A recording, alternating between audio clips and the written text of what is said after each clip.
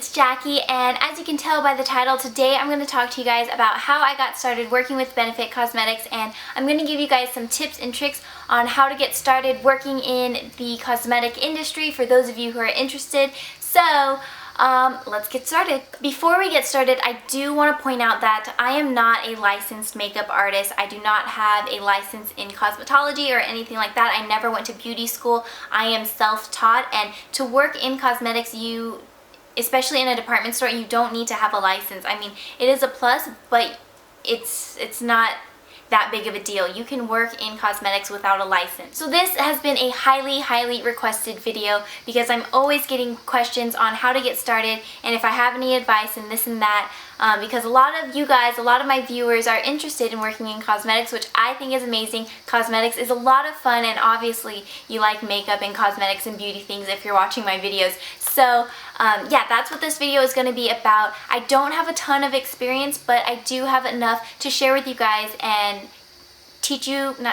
but give you advice on how to get your foot in the door. So first, I'm going to kind of share my personal background experience with working in cosmetics, and then I will get into all the tips and tricks. So first, I knew I wanted to work in cosmetics, not really sure what brand I wanted to work in, but I wanted to work in cosmetics, so I applied at Sephora's all over San Diego. I applied everywhere, and no one would call me back. I would call, check in, no one was interested in giving me an interview or anything like that, so I was like, aw, poo. So then I went to Macys, which is a department store, and they have a cosmetics department in there. So I applied there, and the interview went well. They asked for an interview like the next day that I applied, so getting an interview with Macys was very easy to do, and I told them I was interested in working in cosmetics.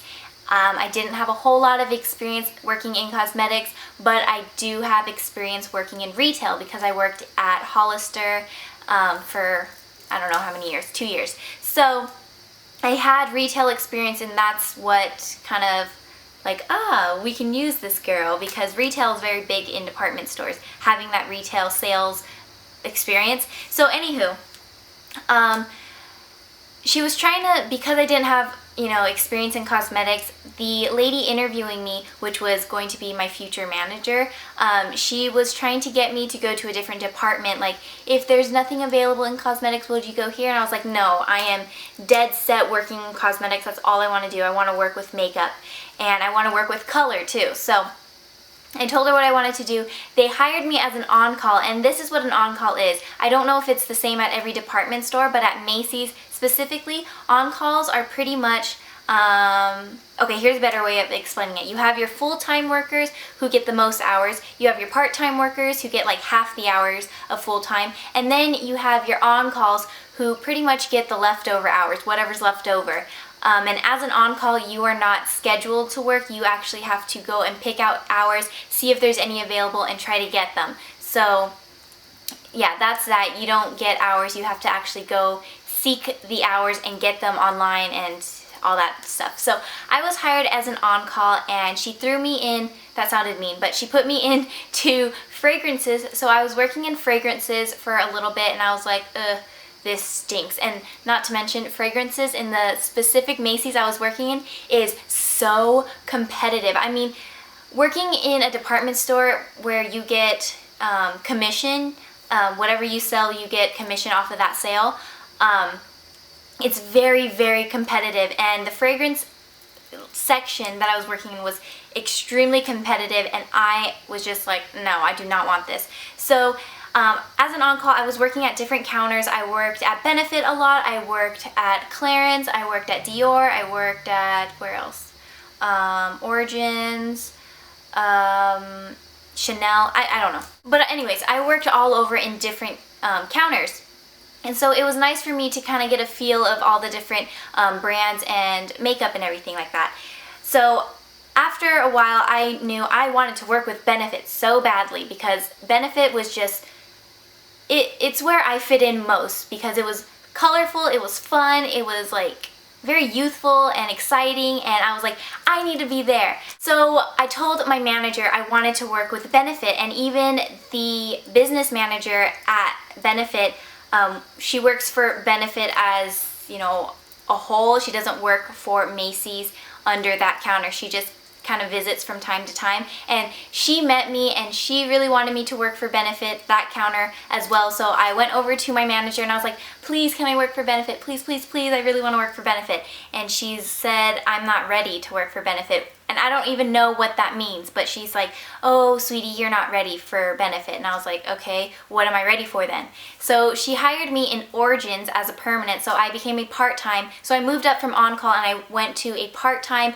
employee, a part-time worker at Origins. And Origins is skincare, and Origins is a great skincare line, but I wanted color. So I wasn't happy with where I was, so I decided to quit Macys, but before I quit, I talked to the business manager at Benefit and asked if they would hire me as a freelancer, because being at Macys, I worked there for about 6 months, so not a whole long time, but I worked at Macys for about 6 months, and I realized that working there is more about the sales rather than the makeup, and really all I wanted to do was makeup. That's all I like to do, makeup. I don't really care to sell things to people. I could care less.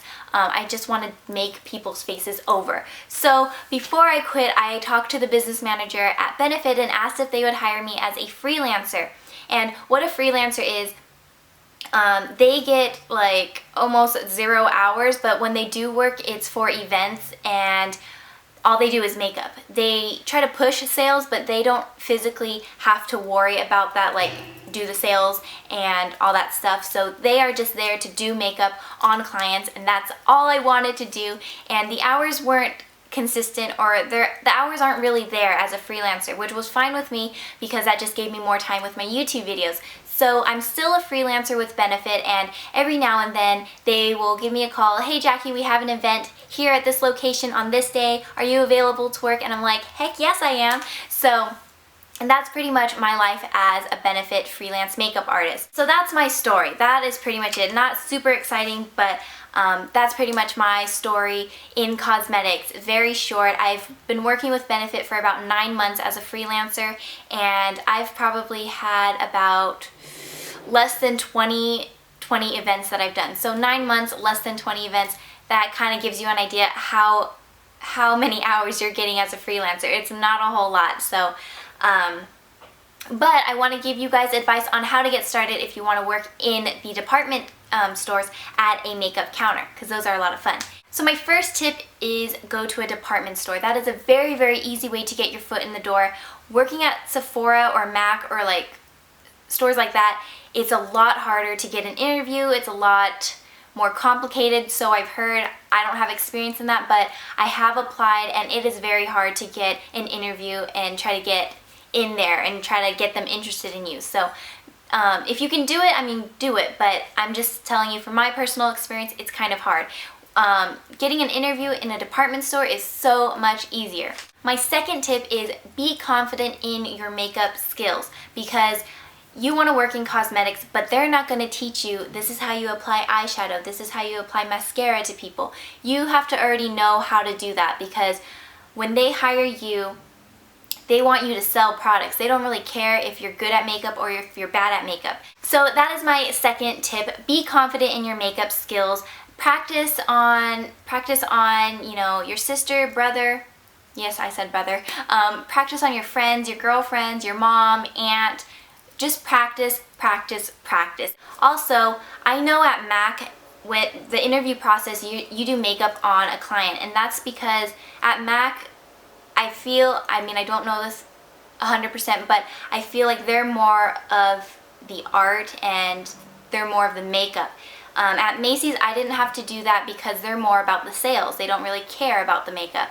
They just want you to sell products. So I didn't have to do makeup on anybody for interviewing or anything like that. So there's that. My third tip is know how to sell products. That's one thing, especially working in a department store. You really need to know how to sell products, sell makeup products, convince people to buy things. That's going to be a big thing, especially when you're in your interview. You want to convince whoever's interviewing you that you know how to talk to people, you know how to get them to buy things. That's important. My fourth tip is study, study, study. And the reason I say study is because, like I mentioned earlier, I was hired as an on-call, so I was going from different counters every day, and it is very intimidating and scary to be at a cosmetic counter by yourself and not know a single thing about any of the products. When a customer comes up to you and asks you something, you have no idea what the answer is, and I've been in that situation way too many times, and it's very scary. So before going into work, because most of the times I already know before walking into work, I know what counter I'm going to be at, so I would try to study as much as I can about a certain brand. If I'm going to be working with Dior, I search Dior products, I go to the Dior website, look at new makeup they have and stuff like that. I like to study a lot because I'm telling you, it is scary going and working at a counter not knowing anything about any of the products. And some of the customers, they can be vicious. Like, you don't know what you're talking about? Give me someone who knows what they're talking about. Like, customers can be scary sometimes. So I would definitely recommend study your brands. My last tip for you guys is don't give up.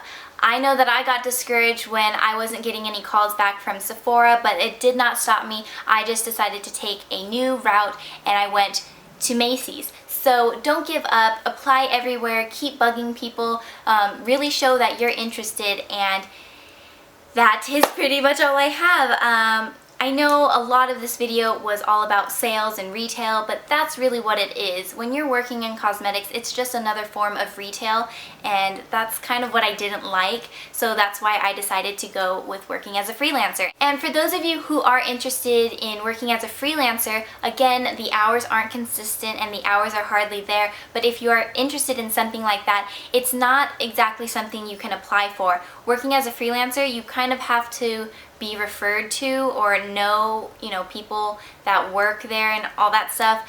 I would say if you're really interested in working in a specific brand as a freelancer, I would go to that brand in a department store, go to like Macys, Nordstrom, wherever, go up to that counter and ask if you can have the business manager's number. Because the girls or the men that work at that counter, they're not really going to know how to help you as far as becoming a freelancer. So go over to them and ask them if you can have the business manager's number, and then give the business manager a call and see if you can get an interview with them as a freelancer. So that is pretty much all I have. So those are all my tips for you guys. I hope you found this video helpful. If you guys have any other questions, leave them in the comments below and I'll be sure to get back to you as soon as I can. And I will see you guys in the next video. Bye, have a magical day.